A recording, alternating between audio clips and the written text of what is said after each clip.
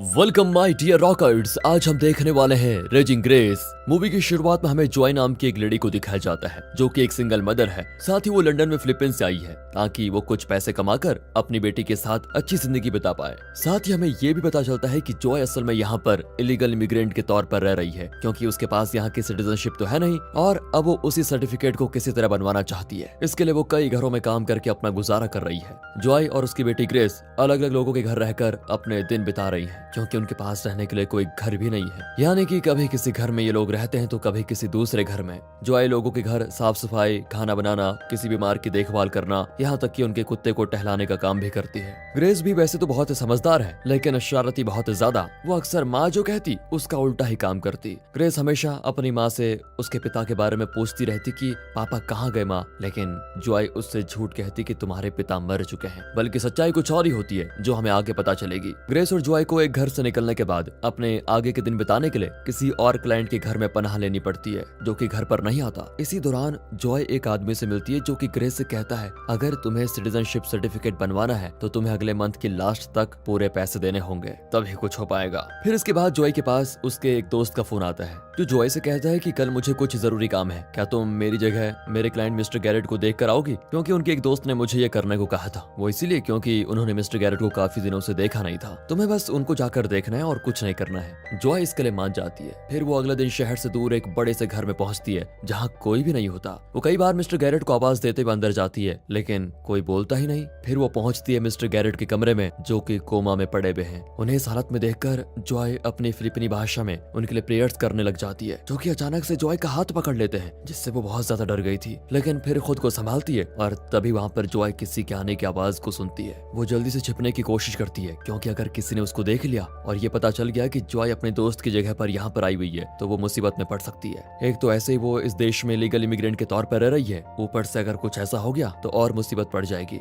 इसलिए वो छिपने के लिए कमरे में जाती है लेकिन उसे छिपने की जगह नहीं मिलती। तभी वहाँ जॉय के सामने गैरेट की भतीजी कैथरीन आती है जो कि जॉय को वहाँ देखकर कहती है कि तुम्हें जरूर एजेंसी वालों ने भेजा होगा, मैंने कल ही उनसे एक हेल्पर को भेजने के लिए कहा था। इस पर जॉय बचने के लिए कैथरीन की हाँ में हाँ मिला देती है। फिर कैथरीन जॉय के बारे में उससे पूछती है और साथ ही उसे बताती है कि मेरे अंकल गैरेट पिछले एक हफ्ता से कोमा में है। उनकी देखभाल तो मैं कर लेती हूँ लेकिन मुझे इस घर की साफ सफाई और खाना वगैरह बनाने के लिए एक हेल्पर की जरूरत है। मुझे पता है तुम एजेंसी की तरफ से आई हो, पर क्या तुम मेरे लिए काम कर सकती हो? मैं तुम्हें एक हफ्ते के $1000 दूंगी। अब वीजा सिटीजनशिप सर्टिफिकेट के लिए जॉय को पैसों की जरूरत तो थी तो वो कैथरीन के इतने अच्छे ऑफर को मना नहीं कर पाती। साथ ही कैथरीन जॉय को यहाँ रहने के लिए उसको अपना एक कमरा भी देती है। लेकिन फिर भी जॉय उसे अपनी बेटी ग्रेस के बारे में नहीं बताती क्योंकि उसे लग रहा था कि कहीं कैथरीन उसकी बेटी के बारे में सुनकर मना न कर दे। कैथरीन जॉय को शाम को ही अपना सामान लाकर आने के लिए कह देती है। फिर जॉय अपने दोस्त को सब कुछ बताती है और साथ ही उसके पूछने पर गैरेट की हालत के बारे में बताती है। उसका दोस्त भी कहता है कि चलो तुम्हारे लिए ये अच्छा ही हुआ। इसके बाद जॉय ग्रेस और अपने सामान को लेने जाती है जहाँ वो ग्रेस को समझाती है कि तुम्हें वहाँ छिप कर रहना होगा, जल्द ही मुझे सिटीजनशिप मिल जाएगी और फिर हम आजादी से रह पाएंगे। ग्रेस भी उसकी बात मान जाती है। जॉय फिर ग्रेस को एक बड़े से बैग में छिपाकर कैथरीन के घर पर पहुंचती है जहाँ कैथरीन जॉय को पहले चाय ऑफर करती है। जॉय तो उसको एक बार में ही पी जाती है क्योंकि उसने ग्रेस को बैग में छोड़ा हुआ था जो कि दम घुटने में मर भी सकती थी। इसलिए जल्दी से जॉय उस बैग को लेकर अपने कमरे में जाती है और ग्रेस को बाहर निकालती है जो कि ठीक ठाक थी। अब जॉय ग्रेस से कहती है कि याद रखना तुम्हें इस लेडी की नजरों में बिल्कुल नहीं आना है। तभी वहाँ पर फिर से कैथरीन आ जाती है जिसे देखकर ग्रेस बैग के अंदर जल्दी से छिप जाती है। असल में कैथरीन को जॉय को देखते पता चल गया था कि वो एक फिलिपिनो है। वो जॉय से कहती है कि एक काम करो, तुम आज आराम करो, कल से काम कर लेना। इतना कहकर वो चली जाती है। इसके जाने के बाद जॉय ग्रेस को इस कमरे में मौजूद एक क्लोजेट दिखाती है और कहती है तुम्हें इसके अंदर ही रहना होगा ताकि कोई अचानक से यहाँ भी आ जाए तो तुम्हें देख ना पाए। और चिंता ना करो, हमें यहाँ 6 हफ्तों से ज्यादा नहीं रहना है बस। अगले दिन कैथरीन जॉय को पूरा घर दिखाने के साथ घर का काम भी समझाती है और कहती है कि तुम अंकल की चिंता ना करना, मैंने उन्हें दवा दे दी है, मुझे किसी काम से बाहर जाना है, तब तक तुम घर वगैरह साफ कर दो। इतना कहकर वो चली जाती है।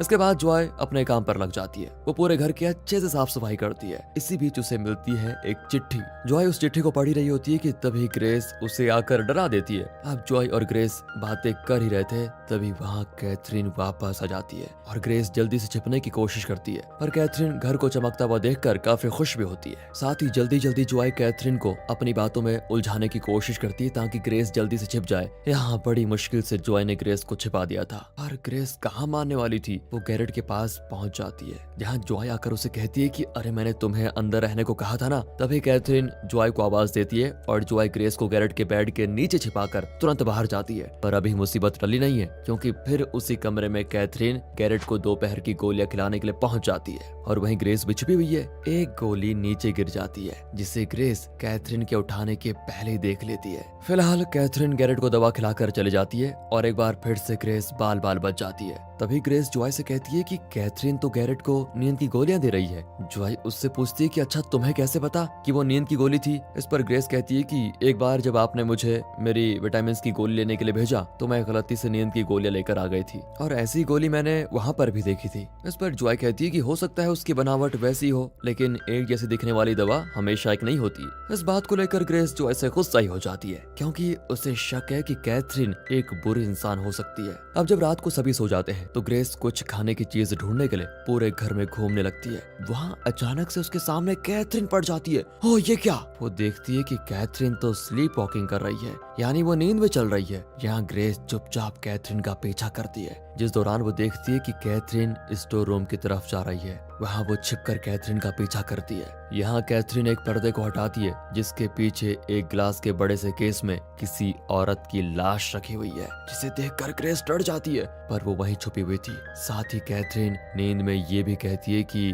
मैं इस घर को जला दूंगी। अगली सुबह जॉय देखती है कि कैथरीन का मूड कुछ अच्छा नहीं है। उसे प्रॉपर्टी के किसी मैटर के सिलसिले में एक वकील से मिलने जाना है, जिसके लिए उसे कुछ दिन लगेंगे। इसलिए कैथरीन जॉय से कहती है कि मैं कुछ दिनों के लिए यहाँ नहीं रहूंगी, तो मेरी जगह तुम्हें गैरेट को दवा देनी होगी। वो जॉय से गैरेट को दवा दिलवाती है। अब यहाँ जॉय देखती है कि कैथरीन जबरदस्ती गैरेट को दवा लेने के लिए मजबूर कर रही है। वो ये भी दिखाती है कि कैसे दवा के लेने तक गैरेट के मुंह को बंद रखना है, जो बात जॉय को अच्छी नहीं लगती। फिलहाल कैथरीन जाने से पहले इस हफ्ते के पैसे जॉय को देकर चली जाती है। अब उसके जाने के बाद जॉय देखती है कि ग्रेस सही कह रही थी, कैथरीन गैरेट को नींद की ही गोलियां दे रही थी। इसी बीच ग्रेस जॉय से वो बताने की कोशिश करती है जो उसने पिछली रात को देखा था, पर जॉय उसकी बात नहीं सुनती, क्योंकि उसे अभी कुछ याद आ गया है। इसलिए वो भी ग्रेस को ठीक से रहने के लिए बोलकर बाहर चली जाती है। दरअसल जॉय पहले एक नर्स रह चुकी है और उसने एज अ केयरटेकर कहीं पर जॉब भी की थी, जहाँ उसे कुछ दवाओं और उनके असर के बारे में जानने को मिला। वहाँ वो एक बूढ़े आदमी की देखभाल करती थी, जिसे ट्रीट करते हुए जॉय को थोड़ा एक्सपीरियंस हो चुका है। अब क्योंकि वो दिल की तो अच्छी है, तो वो वापस आकर गैरेट के लिए कुछ दवाइयाँ बनाती है। उसने गैरेट की सभी दवाइयाँ बदल दी होती है। फिर धीरे धीरे जॉय की देखभाल से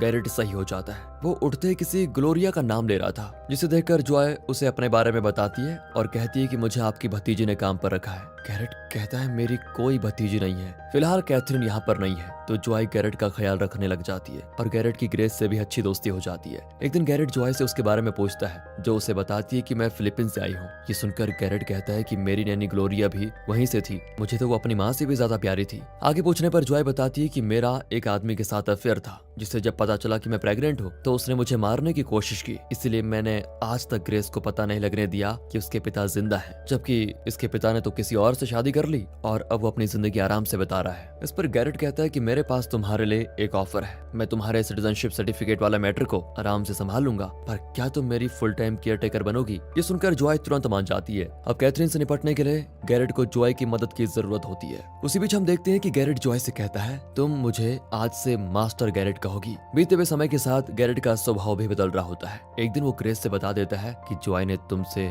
झूठ बोला, तुम्हारे पिता जिंदा है। ये बात सुनकर ग्रेस जॉय से बात करना ही बंद कर देती है और सिर्फ गैरेट के पास ही रहने लग जाती है। अब जॉय को समझ में नहीं आता कि गैरेट ने भला ऐसा किया क्यों, इसलिए वो रात को घर के थोड़ा छानबीन करती है, जिस दौरान उसे ग्लोरिया के कुछ लेटर्स मिलते हैं जो कि उसने अपने घर वालों और अपनी बेटी के लिए लिखे थे। इन लेटर्स के जरिए जॉय को पता चलता है कि ग्लोरिया असल में गैरेट की नैनी थी, जिसे गैरेट बहुत प्यार करता था। लेकिन वो जब अपने परिवार को लेटर्स लिखती थी तो उसे गैरेट का परिवार पोस्ट ही नहीं करने देता था। इसलिए ग्लोरिया अपने परिवार और फिर अपनी बेटी से दूर होती गई। अब जैसा कि अंग्रेजों की आदत होती है, उन्होंने इस तरह ग्लोरिया को अपना गुलाम बना के रख दिया। ये सारी बातें जानकर जॉय ग्लोरिया के लिए काफी दुखी होती है। फिलहाल अगले दिन हम देखते हैं कि कैथरीन वापस आ गई है। वो घर में हर तरफ जॉय को ढूंढती है, पर वो उसे नहीं मिलती। फिर वो देखती है कि चाय पक रही है, इसलिए वो उसे पी लेती है, मगर पीते ही उसे बाहर थूक देती है, क्योंकि ग्रेस ने उसमें कुछ मिलाया था। फिर वो नहाने जाती है तो इसके लिए ग्रेस ने बॉडी वॉश और हेयर वॉश में भी कुछ मिला दिया था, जिसे लगाते ही कैथरीन के चेहरे पर बड़े बड़े धब्बे आने लग जाते हैं। और ये सब कुछ ग्रेस ने गैरेट के इशारे पर किया था। फिर जब कैथरीन नीचे आती है तो वो देखती है कि वहाँ पर जॉय और गैरेट साथ में खड़े हैं। गैरेट को सही सलामत देखकर कैथरीन तो दंग रह जाती है। फिर गैरेट और कैथरीन के बीच बातें होने लगती है। कैथरीन गैरेट से हंसते हुए कहती है कि अब मैं तुम्हें इस घर से धक्के मार कर निकाल सकती हूँ। मैंने पैसे खिलवा कर तुम्हारा सब कुछ अपने नाम करवा दिया है, जो कि मेरा ही था, लेकिन तुमने बहुत ही चालाकी से मुझसे वो पेपर साइन करवाए जिसके तहत मेरे पिता की मौत के बाद मेरी माँ को ट्रीटमेंट के लिए पागल खाने भेज दिया, जहाँ उन्होंने अपनी जान दे दी। इस पर गैरेट भी हंसते हुए कहता है कि तुमने मुझे कोमा में रखकर धीरे धीरे मारने के लिए छोड़ दिया, पर देख आज मैं सही सलामत हूँ। और रही बात तुम्हारी प्रॉपर्टी की, तो मैंने जो कागज तुमसे साइन करवाए थे उसमें प्रॉपर्टी के कागज भी थे, तो ये सब तो पहले से मेरे नाम है। बाकी रही बात तुम्हारी, तो मैं तुम्हें नहीं निकालूंगा, तुम यहीं रह सकती हो। मतलब कि कैथरीन गैरेट से अपनी प्रॉपर्टी वापस लेने की सोच रही थी, पर अब वो कुछ नहीं कर सकती, इसलिए वो कुछ भी नहीं कहती। लेकिन रात को कैथरीन जॉय से बताती है कि वो आदमी तुम्हें हमेशा के लिए यहाँ पर रख लेगा, तुम कभी आजाद नहीं हो पाओगी। यहाँ फिर वो जॉय को ग्लोरिया की बॉडी दिखाती है, जिसने जब आखिरकार भागने की कोशिश की तो गैरेट ने उसे मारकर इस ग्लास बॉक्स में बंद करके रख दिया। यही अस्त्र अब तुम्हारा भी होगा। बाकी रही बात मेरी, तो मुझे तो उससे बदला लेना ही है। ये कहकर कैथरीन जॉय को पैसे देते हुए कहती है, तुम भी अब किसी काम की नहीं रही, शायद तुम्हारे खून में ही गद्दारी है। हम तुम्हारी कितनी भी मदद कर पाए, लेकिन तुम ऐसे ही रहोगे। ये पैसे लो और यहाँ से भाग जाओ, बस अपना मुंह बंद रखना। जॉय भी कह देती है कि मदद आप हमारी क्या करोगे, हम लोग आपका घर साफ करते हैं, खाना पकाते हैं, आपके कुत्तों को घुमाते हैं, कोई बीमार है तो उसकी गंदगी तक साफ करते हैं। मदद तो हम आपकी करते हैं, आप हमारी नहीं। इतना कहकर वो कैथरीन के पैसे लौटा देती है और ग्रेस को लेकर यहाँ से जाने लगती है, पर ग्रेस नहीं जाना चाहती। इसी बीच वहाँ पुलिस आकर जॉय को इलीगली रहने के चक्कर में पकड़ने आई है, जिसकी शिकायत गैरेट ने ही की थी। और उस गैरेट को अभी ग्रेस की मदद की जरूरत होती है, इसलिए वो ग्रेस से झूठा वादा करता है कि तुम कैथरीन को रास्ते से हटाने में मेरी मदद करो, मैं तुम्हारी माँ को छुड़वा दूंगा। गैरेट के इसी इशारे पर ग्रेस कैथरीन को इंजेक्शन लगाकर बेहोश कर देती है, क्योंकि कैथरीन इस समय गैरेट को मारने आई थी। यहाँ इंजेक्शन की वजह से कैथरीन को अपने गिल्ड के तौर पर अपने वो सभी हेल्पर्स भूत की तरह दिखते हैं, जिनके साथ उसने कभी बुरा व्यवहार किया था, यानी कि वो भी गैरेट से कम नहीं थी। अभी तक पता नहीं चल रहा है दोस्तों इन दोनों में से गलत कौन है। इसके बाद ग्रेस गैरेट से उसकी माँ को छुड़वाने के लिए कहती है, लेकिन वो बात को टालने लगता है और ग्रेस को पता चल जाता है कि गैरेट ने ही उसकी माँ को अरेस्ट करवाया है, इसलिए वो गैरेट को मारकर भागती है, जो कि अब ग्रेस को खत्म कर देना चाहता है। उसे लोगों को अपना गुलाम बनाकर रखना बहुत ही पसंद था। यहाँ ग्रेस भी बहुत ही चालाकी से स्टोर रूम में आग लगाकर ग्लोरिया वाले बॉक्स को गैरेट के ऊपर गिरा देती है, जो कि ग्रेस का पैर पकड़ लेता है। उसी वक्त वहाँ पर कैथरीन